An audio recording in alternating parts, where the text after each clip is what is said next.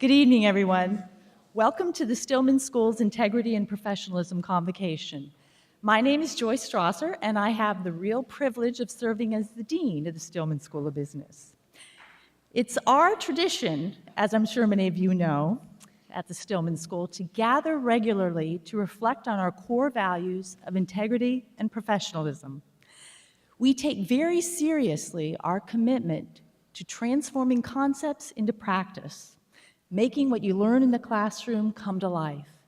And one of the very best ways to do that is to give you the opportunity, to give our whole community the opportunity to hear from and learn from leaders like tonight's speaker, Ms. Denise Morrison. As I'm sure you know, Denise Morrison is president and CEO of Campbell Soup Company, a global consumer food marketer and manufacturer, which everyone I'm sure is both familiar with and very much in favor of, a big fan of. The Campbell portfolio, which focuses on simple meals, is really anchored by Campbell Soup, but also includes my personal favorite, Pepperidge Farm brands, those snack brands, as well as healthy drinks like V8 and Bolthouse Farms. Ms. Morrison became Campbell's CEO in August of 2011 after more than 8 years at Campbell and more than 30 years in the food industry. She is Campbell's 12th leader in its 144-year history. Ms. Morrison has a distinguished track record of building strong businesses and growing iconic brands. She joined Campbell in 2003 as President of Global Sales and Chief Customer Officer. She then served as President of Campbell USA and Senior Vice President, then President of North America Soup, Sauces, and Beverages. She was named Executive Vice President and Chief Operating Officer in 2010, and was also appointed at that time to Campbell's Board of Directors.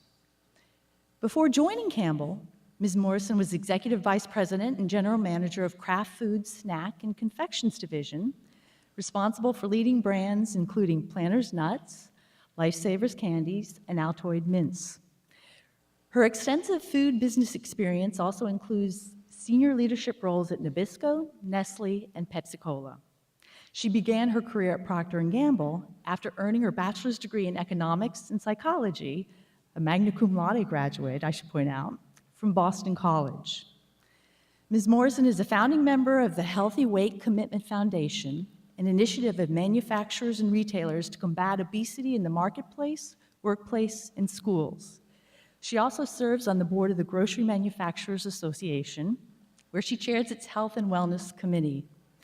Ms. Morrison was appointed to President Barack Obama's Export Council in 2012 and was named as co-vice chair of the Consumer Goods Forum in 2013. Ms. Morrison is regularly included among the most powerful women on lists produced by Fortune and Forbes. In fact, according to Fortune's current list, tonight you'll be hearing from the 20th most powerful businesswoman in America. So to sum it all up, I am honored to introduce you to a real Garden State treasure, a native New Jerseyan who runs and leads an iconic New Jersey company. So please help me give a very warm Stillman School welcome, Seton Hall University welcome to Ms. Denise Morrison.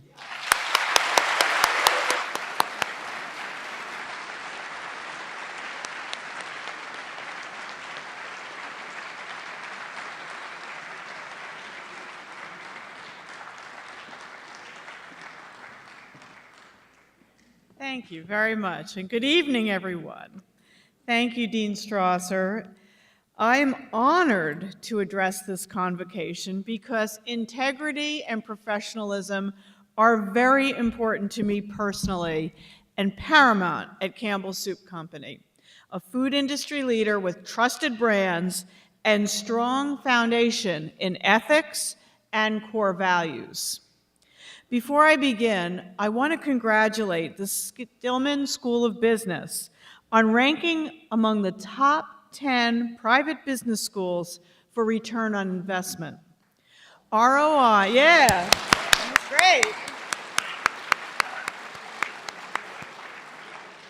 ROI is important to public companies like Campbell, and our shareholders, so I appreciate your high ranking from Bloomberg Businessweek and what it means for this outstanding school. And I'm delighted to be here for a few reasons. First, I have a strong affinity with Catholic universities like Seton Hall because my father graduated from St. Peter's University in Jersey City, where he gained an appreciation for the value of ethics, leadership, critical thinking, and community service. Inspired by my father's education experience with Jesuits, I earned my bachelor's degree in economics and psychology at Boston College. And actually, my brother-in-law graduated Seton Hall in 1985 and married my sister in your chapel.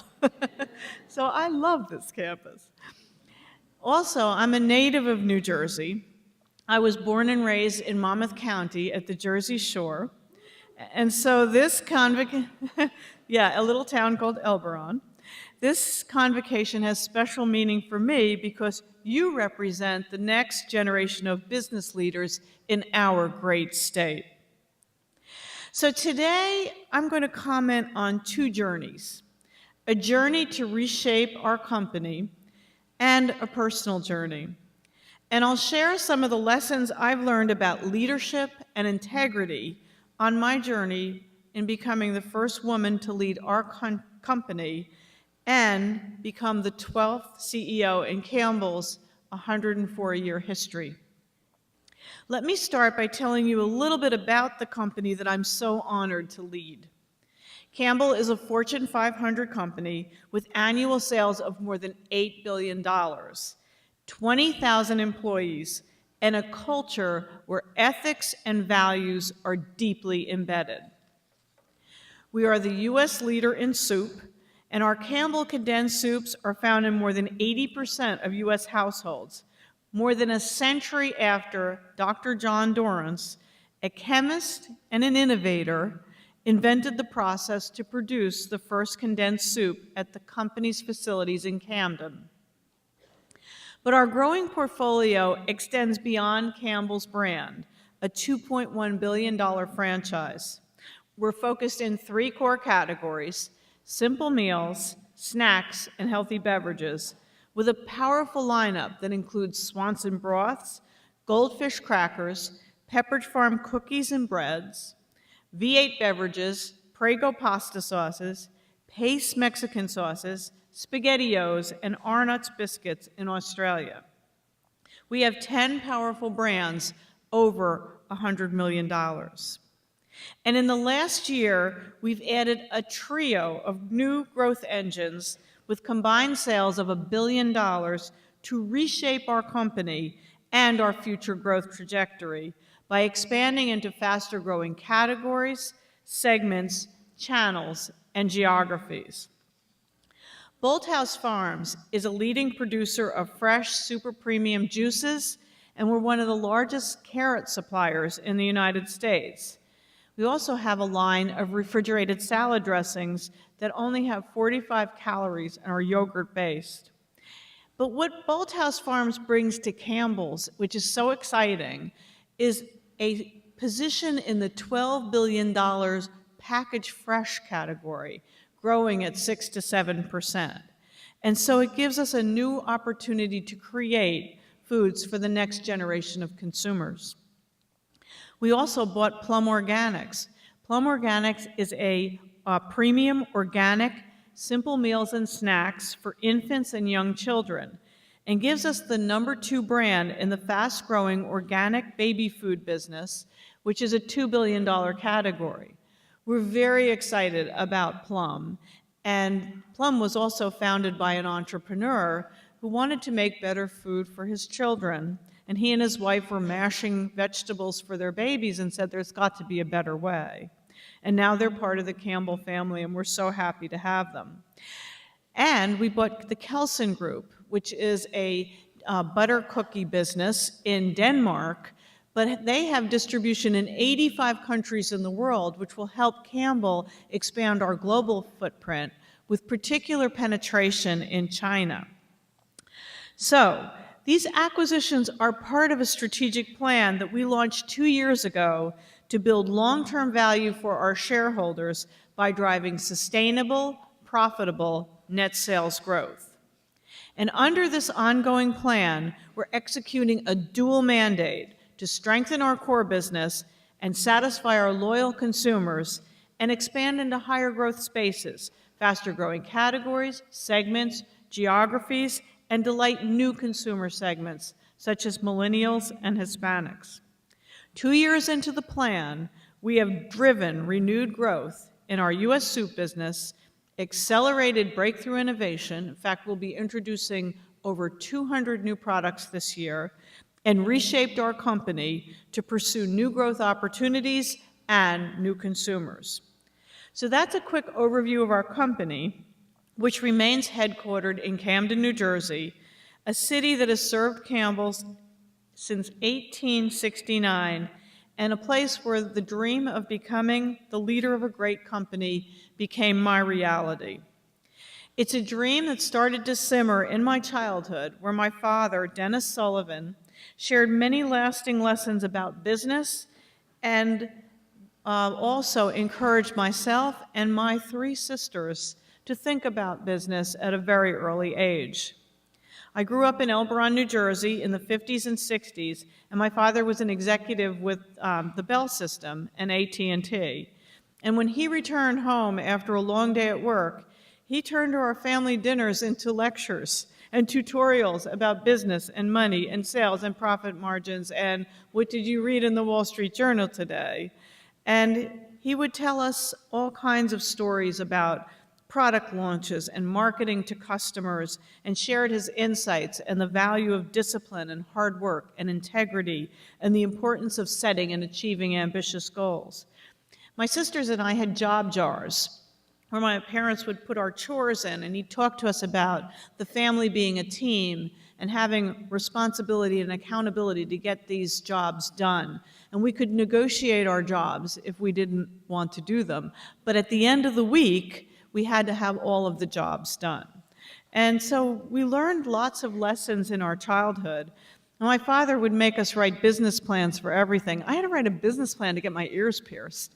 It was unbelievable. I had to wear screwback earrings for a year to prove to him that it wasn't a fad. It was absolutely a fact. And so I was taught very early about earning money and the value of investing it wisely. For me, an outing with my father was going to the library once a week, where we would have to pick out a book and give him a book report, either oral or written, our choice. And he would talk all the way about how long it took the person or the author to write this book. And in 1 week, we could get all this knowledge. And I think I am just an absolute avid reader as a result of those experiences. He used to take us to the office. He worked in New York City, and he used to take us to the office before taking your daughters to work was fashionable and tell us things like, I think the world's going to open up to women, and I want you to be prepared for it. How he knew that, I don't know, but we're sure appreciative of it. And my mother used to say to us all the time that ambition is a part of femininity. My father passed his love of business and family onto all of us, and all of us actually are businesswomen today. And now that you know a little bit more about me personally, I'd like to share my perspective on leadership and integrity and some lessons that I've learned in business and in life. So first and foremost, as the leader of Campbell, I give my full support to a program that we call Winning with Integrity. It's a vital initiative that encompasses and reinforces our code of business conduct and ethics and stringent corporate compliance policies that apply to all of our employees from the C-suite to the plant floor. We update the code on a regular basis, provide compliance and ethics training programs to our employee, and maintain a distinct site on our company internet dedicated to winning with integrity. The program also reflects and evokes our company's values of character, competence, teamwork, and in the last year I added courage. and our commitment to delivering business results, all with the highest integrity. My philosophy on this important topic is clear and unwavering. In every action we take as Campbell employees, we must honor our company's commitment to complying with the law and adhering to the highest ethical standards. And as the CEO, I have a responsibility to our shareholders to be a steward of our company's reputation, which has been built over more than a century on a firm foundation of ethics and integrity. It's a collective responsibility because we all expect our employees to be stewards as well. And in this day and age, ethical and transparent leadership has never been more important to public companies and their shareholders. Frankly, we've seen too many reports over the years about companies with ethical breaches and financial improprieties that were fueled by an absence of integrity. So in short, I believe integrity is the most important attribute that a business and its leaders can possess. So my advice to you is simple. Don't ever compromise your integrity when you enter the business world or in any other professional field or even in your personal lives. Stay true to your values. Have the courage and the strength to do the right thing, even when there's pressure to take ethical shortcuts and lead others by personifying your commitment to integrity at all times. I always say you need to get up every morning and look at in the mirror and like what you see, even if it's a bad hair day. So my parents taught me that strong character and courage and integrity define great leaders and serve as the guidepost for success. So I'd like to talk to you a little bit about some of the lessons that I've learned on my personal leadership journey. And I did this in a clever way. I actually selected book covers since I was going to be at a university, and you know, looking at the different experiences that I've had captured in the essence of these book covers. So I'll start with the beginning, and that is my background. Coming from a family of all girls, I selected the book cover of Little Women by Louisa May Alcott, one of my favorites. And then I included Eyes on Tomorrow, which is the story of Procter & Gamble, because that was my first position out of school. I worked in the sales force at Procter & Gamble. I was the first woman hired in the paper division, and I carried the bag into the grocery store. But Procter & Gamble taught me right out of the gate the importance of ethics and values and treating people with respect. It taught me about the value of customers, the value of brands, and I still use a lot of the business disciplines that I learned at that company today. And I selected the Lewis and Clark expedition because there was a pioneering spirit back in the 70s when starting in a sales force that was predominantly, or it was really all male, and pioneering new ways of advancing. And I always say that the key to my career advancement, particularly in the beginning and in uncertain times, is being an adaptive leader.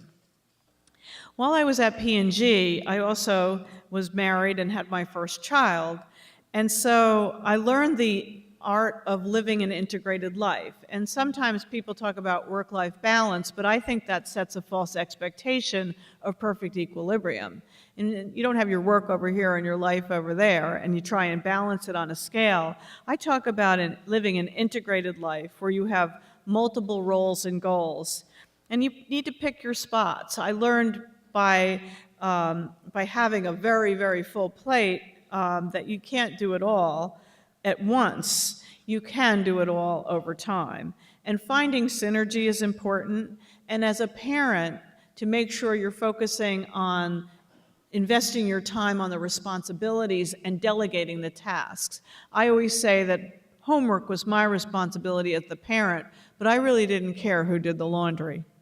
So the next set of books in my career was I left Procter & Gamble and went to Pepsi for 2 years, and I actually went out of field selling into corporate headquarters. It was actually the years that Michael Jackson was doing the commercials, and he burnt his hair. I don't know if you even remember that. You can ask your parents about that.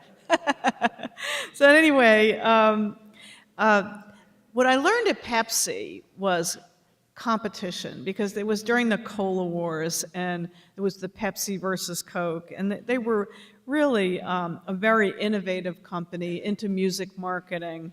But I only stayed at Pepsi for a couple years, and then I went to Nestle because I was recruited to actually go into a marketing position. So I selected marketing warfare to talk about that story. So what I'm talking about too is something that wasn't normally done. If you started in a sales force, you usually climbed a sales ladder. But I learned from this experience the art of zigzagging and getting different experiences. So it wasn't for me about climbing a ladder. It was about getting different experiences on my way to an end destination, which I knew at a very young age I wanted to run a company. And so I learned about marketing. I went into the confection business at Nestle, and then I put re-engineering the corporation because it was in that era where companies were downsizing, right-sizing, and re-engineering. And I learned a lot about setting up strategy and then organization design that could make strategy happen. I was working on a special assignment in one of our coffee plants at Nestle, and also in a quality assurance laboratory, which gave me exposure to other parts of the company and other networks in the company. What I learned along the way at Nestle was the importance of taking charge of your career, because we have typically strategic plans for brands and strategic plans for companies, but not many of us look at our career as a strategic plan. And I developed this critical pathway that started with the end in mind, which was to run a company, and then went and plotted my career in terms of where have I been, where am I now, where am I going, how am I going to get there, and who can help me. And so I put this chart up. This is actually something I use today when I mentor other people, to be able to look at a career across and circle skill gaps or development areas or areas of strength that can be leveraged over the course of a career. But I learned in that experience that when you join a company, they're not going to take care of you. You need to look at a company as an opportunity set of experiences, and you need to empower yourself to make sure you take advantage of it. Much like going to college, where you select the course of study that you want to pursue on your way to your entry into the real world. So the next set of books I selected was, taking the time to define who you want to be. And what happened at Nestle was I was actually transferred to Bakersfield, California, from the confections business to the ice cream business. And I went there because my husband came home one day and said, I have a job offer to run a fruit farm in California, to be CEO of a fruit farm. And I'm like, well, what do you know about fruit, and where in California are we going? So I actually negotiated with the president of Nestle to arrange for a transfer. I said, the good news is I want to stay with the company. The bad news is it's in California, but how can we work this out? And then I was transferred into the ice cream business. I'm saying this for a reason, because years later, Nestle reorganized and moved the job I had to Cleveland, and I had a senior in high school, and I could not move at that point for personal reasons. So I actually found an opportunity with Nabisco, and I used Barbarians at the Gate because it was just post Barbarians at the Gate, and Nabisco was working on consolidating their sales force and going to customer teams instead of a geography-based sales force. So I actually went back into sales, and it's where I met Doug Conant, who was the former CEO of Campbell's, and became a mentor to me over the course of the years. So I worked out in the West until my daughter graduated, and then I came back east, and I wound up running the whole Nabisco sales force, went on to also running a down-the-street business and had my first general management position there. And I put 7 Habits of Highly Effective People here because it was in those years that I really learned the value of building relationships and how important that is, because you can't do a career by yourself. It's really important to ask for help. That's a sign of strength, not a sign of weakness. And in 7 Habits of Highly Effective People, that's where I really learned about the importance of personal mission and having a personal mission statement that declares who you are and what you stand for. Because if you don't know who you are, it's really hard to lead other people. Because people connect to leaders, and having a firm view of what your mission is really important. And in 7 Habits of Highly Effective People, there's a chapter that Stephen Covey devotes to writing a personal mission statement. And it was in those years at Nabisco that I decided to do that. I put Who Moved My Cheese here because Kraft bought Nabisco, and I wound up working for Kraft. But I thought what I would do is just digress and talk a little bit about the personal mission, because it is a statement of your purpose, your roles and goals, how to set priorities, and your mission doesn't change, but your initiatives in your mission can change over the course of your life stage. And I wrote my mission in the early 90s, and it really hasn't changed. And it's really to serve as a leader, live a balanced life, and apply ethical principles to make a significant difference. And I chose each one of those words very, very carefully, and it literally has withstood the test of time. And I actually had in here apply ethical principles way before I knew about the Winning with Integrity program at Campbell's, because for me, being ethical is really the essence of being a leader. And so when I look at serving as a leader, and I'm not going to read all of these to you, but essentially I think leadership is service, and there's power in giving. And you can, inspire people, motivate them, have them reach their fullest potential. And I think that's one of the joys of leadership, is in that giving. It also involves taking calculated risks, though, all with the highest integrity. And when I talk about living a balanced life, it's not work-life balance, because I talked to you before about the importance of work-life integration. Balance for me is making sure these are my 3 circles that are in balance: my spiritual, my academic, and physical.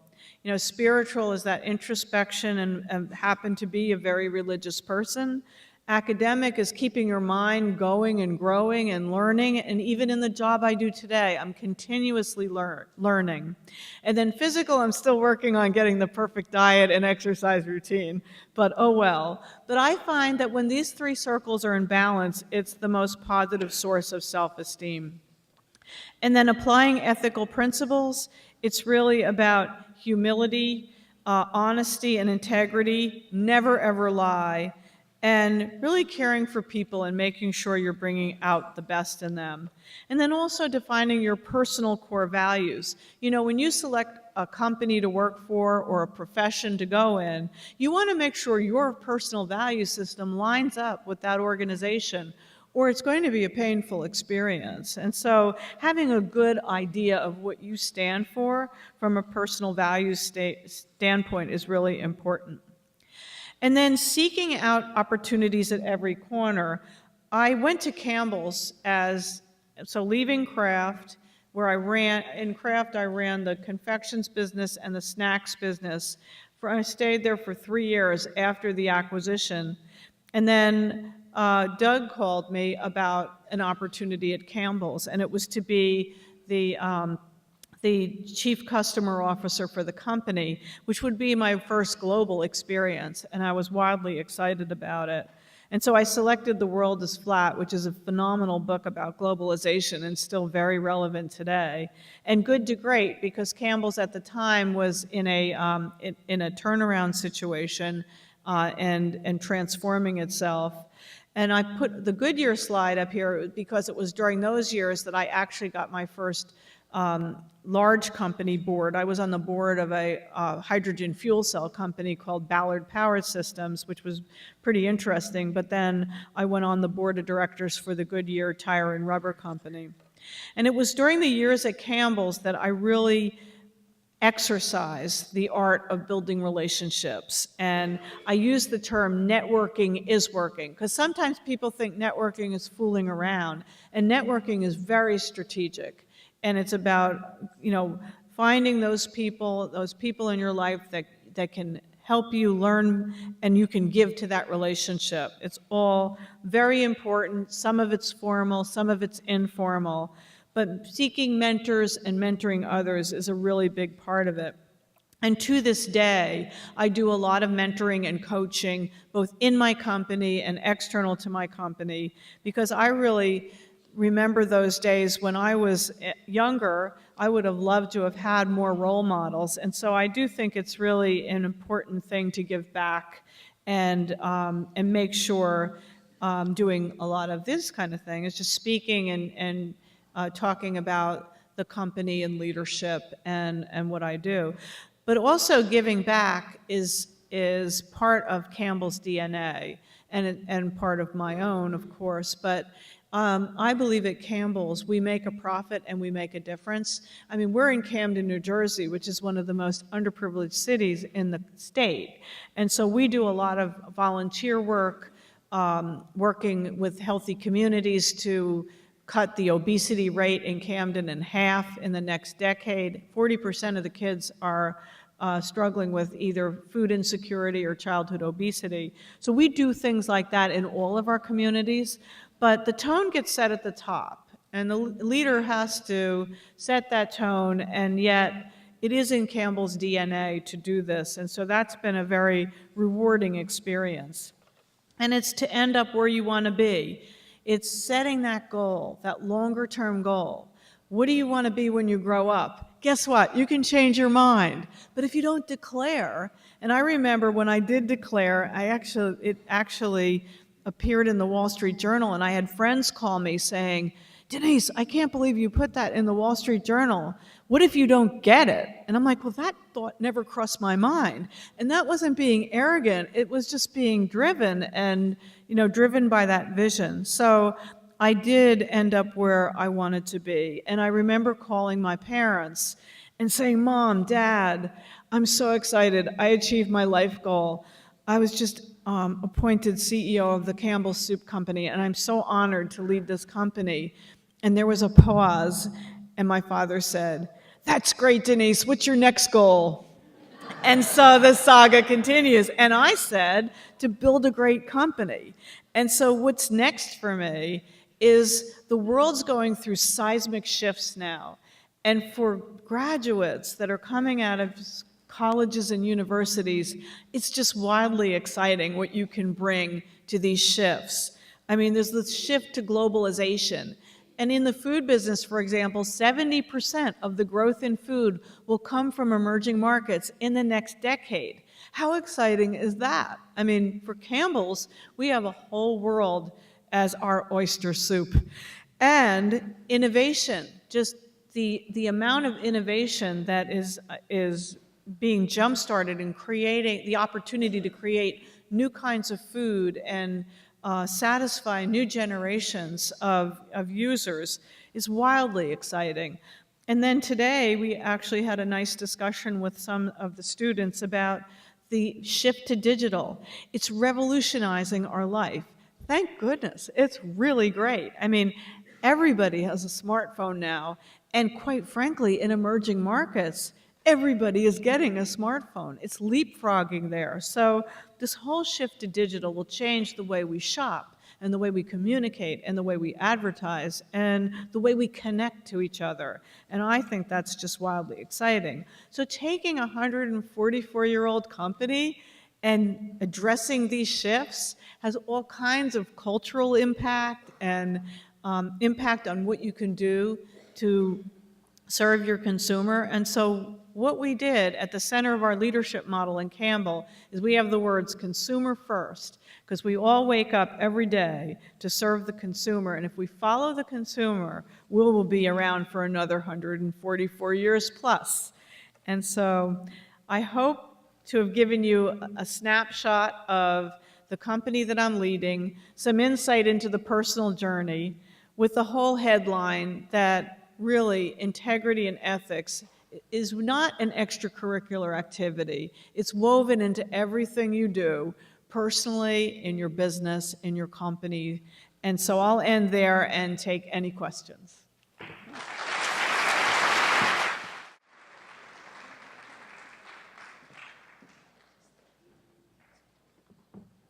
So as a token of our great appreciation tonight, we have a little something for Ms. Morrison from another iconic American company. So here we go. So thank you.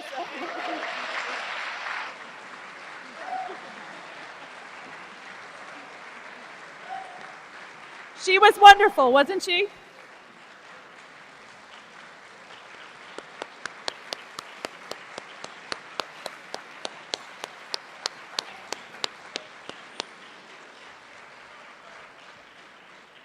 So when we have the CEO of Tiffany, we'll give him or her some soup today.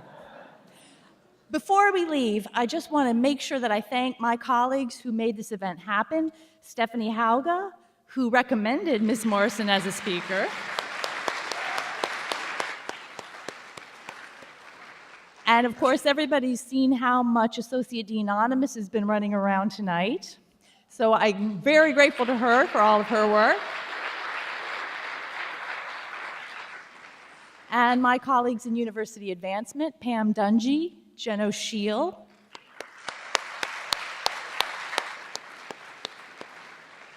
And then, of course, huge thanks to all of you who came tonight for your great questions, for your participation, for your listening and appreciation in taking it all in. So thank you very much, everybody. Have a great night.